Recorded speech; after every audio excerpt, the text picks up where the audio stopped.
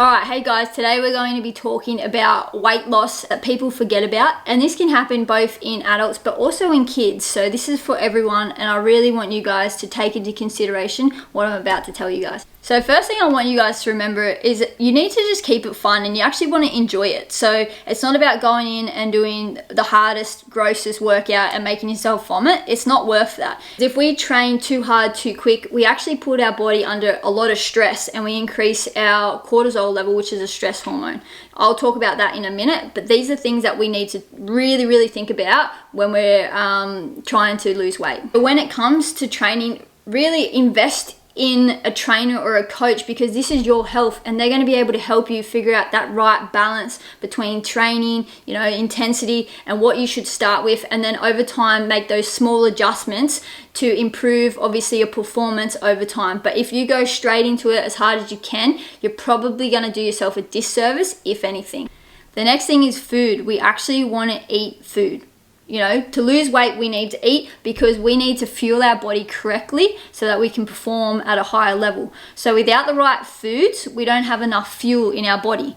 So I want you guys to think about getting the colors on your plate. You guys have probably heard that before. So lots of different veggies, lots of different types of fruit, and we also want to have a lean protein source. So for my go-to is obviously like chicken and turkey mince, and I also like tuna. So there's some basics around eating food. You actually need to eat enough food. Now the next big thing, like I said, this goes for adults and it goes for kids, it goes for anyone. We always seem to be stressed these days. Everyone seems to be in a high state of stress, anxiety. When this happens, we increase our cortisol, which is our stress hormone. Now, if we have high cortisol levels, all right, we're going to actually hold body fat. All right, so our body wants to hold on to it. So I want you guys to remember that. Now, there's many things that affect our stress level. Obviously, if you're an adult, it could be your work, it could be finances, it could be relationship issues, it could be worrying about your kids, it could be so many different factors, all right? And if you're a kid, there's lots of stresses these days too. You have schoolwork, all right? You have bullying, you have social media, harassment, all that sort of stuff. You have different sports and how they need to perform to look after themselves, but also to look after and perform at the best for their parents. There's so many things that kids actually stress about too.